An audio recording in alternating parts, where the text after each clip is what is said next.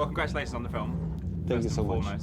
I can imagine there's lots of challenges when, as a filmmaker, you go into a sequel. I know this is your first one, but this was kind of a predetermined one, given that it's two parts of a book. Does that present its own challenges, given that there's a predetermined text and everything else? And No, because it's I was given the freedom of taking all the detours that I wanted in the translation from making a literary story into a movie. You have to make a lot of decisions to basically translate it to the movie, to the film language, make it exciting in a filmic way.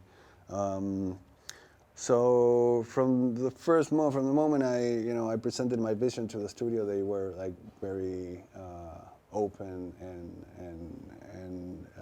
supporting of that.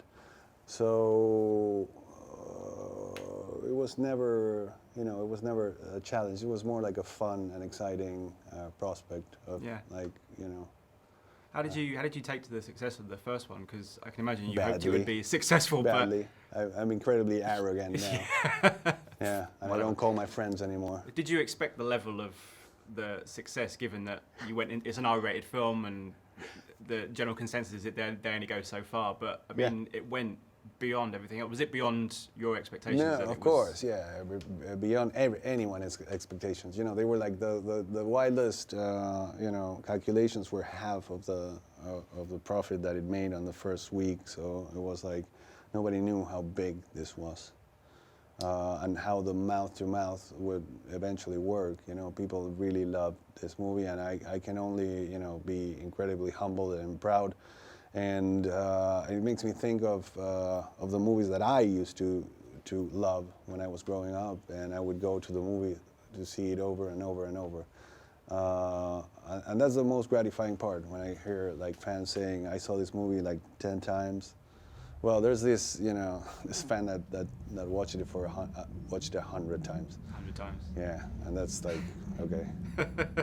In terms of casting, I mean, so many people had their dream casts. Your child actors had their dream casts. Did you kind of have to put that to one side and just focus on getting the right actors? Because obviously you've got Jessica and James and Bill, and then you've got the other guys who are not so recognisable. Was it important for you to tell the story, the human side of the story as well as the horror, to go with the best actors rather than the biggest stars? Oh, yeah, absolutely. There was never like a mandate or a criteria of bringing stars to the movie, because the movie, the story holds itself, and you don't need stars to get people interested in this story. In fact, there is no stars in the first movie. And having Jessica Chastain and James McAvoy and Bill Hader and all these, they're obviously established actors and very talented and famous. But the reason they're in the movie is not because they're famous. It's just because they're incredibly good. Yeah. And also they would, it was my dream cast. Yeah. Ladies and gentlemen, you're watching Hey You Guys! Hey You Guys, huh? Hey You Guys. Is that from the Goonies? It is indeed, yes. Nice. Hey